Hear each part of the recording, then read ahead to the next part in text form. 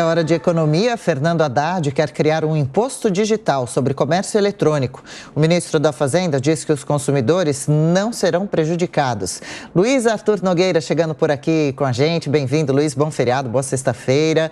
A ideia do ministro pode ser positiva. Esse assunto tem gerado bastante discussão no país, hein, Luiz? Explica pra gente.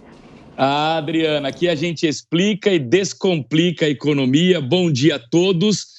Claro que se trata de um governo que está obcecado em aumentar receitas, de todas as formas. Essa ideia do ministro Fernando Haddad de criar um imposto digital sobre comércio eletrônico, esse imposto seria pago pelas empresas e não seria repassado aos consumidores, conforme ele disse, é uma grande ilusão. Óbvio que será repassado aos consumidores no preço dos produtos. Nenhuma empresa vai pagar o imposto e ela mesma vai arcar com esse custo. Isso não existe. Ela vai apertar a própria margem e garantir que o consumidor pague menos. Isso não existe em nenhum lugar do mundo. Se tem imposto, custa mais caro. Então, se o ministro quer criar um imposto de comércio eletrônico contra as empresas asiáticas que vendem produtos digitalmente aqui no Brasil, é importante ser transparente com a sociedade. Dizer que isso é uma forma de evitar uma concorrência desleal contra os produtos feitos aqui no Brasil, mas é óbvio que quem paga a conta é o consumidor. Não sejamos inocentes. O consumidor, que é o elo mais fraco da cadeia, sempre vai pagar a conta de um novo imposto. Não tem jeito. Agora, por que o governo está obcecado em querer arrecadar mais? Antes tentou taxar aquelas transações entre pessoas físicas de até $50. Porque o novo arcabouço fiscal, conforme nós já dissemos várias vezes aqui na Jovem Pan News, esse arcabouço tem uma conta que não fecha, fica no vermelho. Não tem como cumprir a promessa de zerar o rombo das contas públicas no ano que vem sem aumentar a arrecadação. Aliás, estamos aguardando o pacote tributário do ministro Fernando Haddad, que prevê arrecadar mais 150 bilhões de reais neste ano. Porque, insisto, a conta não fecha. Em resumo, Adriana, eu nem estou dizendo que não seja justo tributar essas vendas asiáticas aqui no Brasil. Talvez seja justo mesmo proteger a nossa indústria. Agora, tem que jogar de forma transparente com a sociedade. No final das contas, quem vai pagar mais caro é o consumidor brasileiro. Para variar, não é, Arthur? E conta pra gente como você faz diariamente, qual foi o comportamento do mercado financeiro, como ele fechou de ontem para hoje.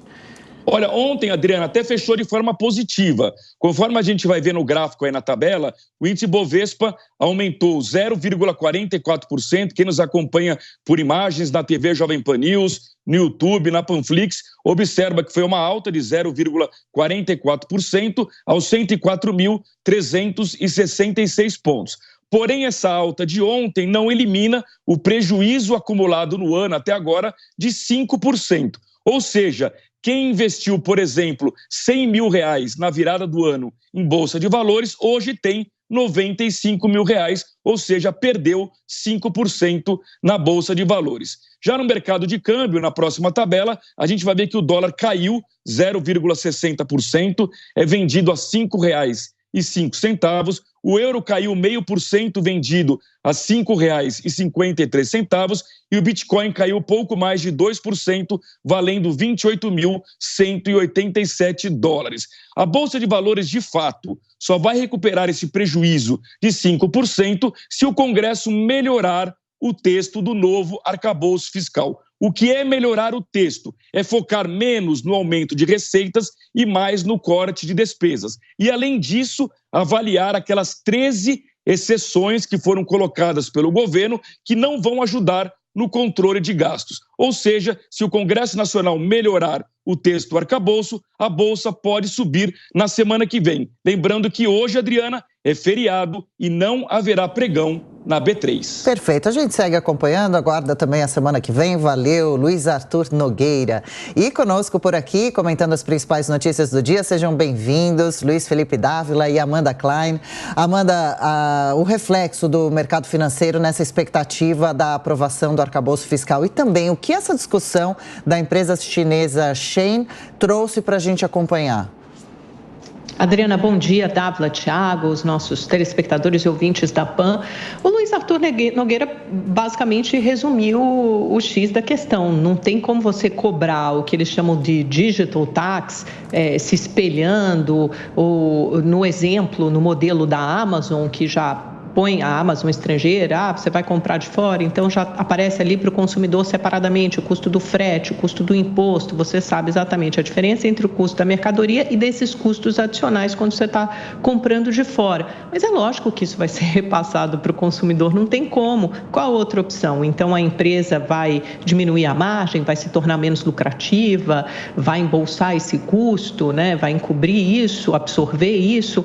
Claro que não, isso de alguma forma vai encarecer a mercadoria ao consumidor. O governo estava certo quando ele se propôs a cobrar um imposto de importação para mercadorias abaixo de 50, transação de pessoas físicas abaixo de $50, porque isso era usado para encobrir a fiscalização, para driblar, para formar uma nova engenharia financeira e permitir que essas varejistas asiáticas competissem de forma desleal, prejudicava as varejistas daqui, as varejistas do Brasil e, por consequência, a geração de renda, emprego, alguma coisa tinha que ser feito. Quando deu toda essa celeuma, essa contenda, esse quiprocó na internet, a reclamação dos consumidores, e com razão, né? Quem quer pagar mais? Não dá nem para acusar os consumidores. Foi o governo que errou na maneira de comunicar. Se atropelou, acabou gerando uma reação negativa.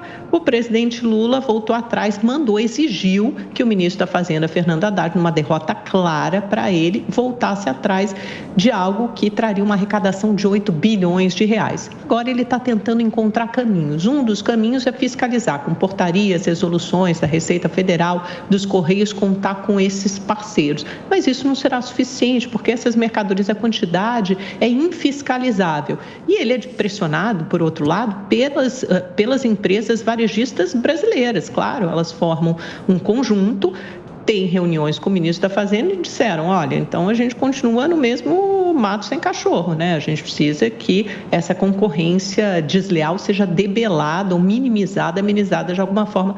Aí surgiu essa ideia do digital tax. Mas aí volta aquilo que o Arthur Nogueira falou.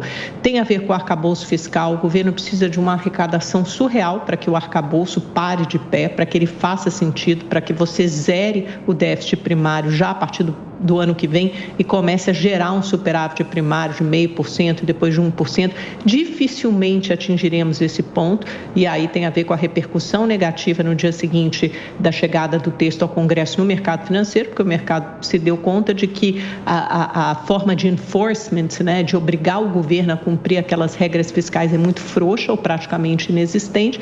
Então temos aí todo um problema. Está difícil encaixar essa equação, a gente sabia que não seria simples, mas o governo está tendo que lutar aí várias frentes de batalha, né? A cobertura é curta, se de um lado desagrada o consumidor, de outro desagrada as varejistas nacionais, tem a ala do PT também que não é fácil e o mercado financeiro, então boa sorte.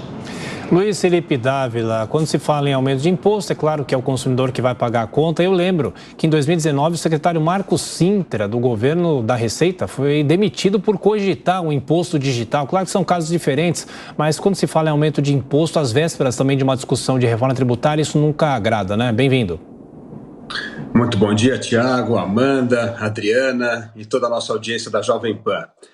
Bom, duas coisas importantes nesse episódio. Primeiro, mostra que o governo não tem plano, é um improviso atrás do outro. Não, primeiro aumenta o imposto de exportação do petróleo, não, agora vamos taxar varejista, aí recua, aí tenta apresentar outra coisa, aí vem um arcabouço fiscal completamente desestruturado no sentido de corte de gastos e aumento de receita.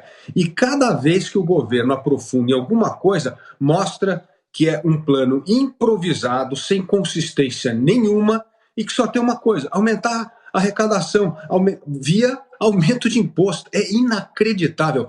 O governo precisa parar e fazer a reforma que o Brasil precisa. E isso significa descontentar vários setores, porque é assim que nós vamos beneficiar o Brasil. Porque o que acontece? Cada vez que você dá um privilégio a um setor da economia, vai outro lá em Brasília reclamar que também quer outro privilégio. E por isso que o Brasil é esse caos tributário no Brasil, porque você tem exceção para todo mundo. A lei nunca vale igual para todo mundo. Como todo mundo tem exceção, todo mundo tem o seu feudo de privilégio. E tendo o seu feudo de privilégio, essa conta cai aonde? No nosso colo, no colo de todo mundo que paga imposto. O Brasil tem a mais alta carga tributária entre todos os países emergentes. Essa é a verdade. Nós pagamos mais imposto que todo mundo. Como eu já disse aqui, nós trabalhamos 5 meses do ano para pagar imposto. É inacreditável. E o governo quer cobrar mais imposto, quer descobrir mais uma coisa para pagar imposto, ao invés de enfrentar os privilégios, os subsídios dados sem nenhum retorno social para melhorar as coisas no Brasil. Então, assim, o governo tem que parar de fazer a velha receita que sempre dá errado, que é aumentar a carga tributária, diminuir a eficiência, a competitividade dos produtos brasileiros. Não é só porque o produto chinês paga menos imposto, é porque no Brasil se paga imposto demais. Por quê? Porque nós sustentamos uma cadeia de privilegiados que recebem dinheiro dos cofres públicos. A gente está falando aqui 400 bilhões de reais por ano em subsídio no Brasil. Precisa acabar com essa festa setorial. Se a gente não encarar esse problema, nós nunca vamos resolver a questão tributária no Brasil. Agora, isso precisa ter coragem política. E uma coisa que esse governo não tem é coragem política. Tá aí, se no imposto vou recuar no imposto dos $50 de compra, você imagina na hora que chegar as grandes corporações que têm bilhões de reais. Ou seja, mostra cada vez mais um governo que só age por meio do improviso, não tem um plano de voo e o único plano que tem é aumentar imposto para tentar fazer o arcabouço fiscal ser crível. Isso não vai dar certo. Isso vai ser péssimo para o país e péssimo para o consumidor, gerando mais insegurança no Brasil. Agora são 7h.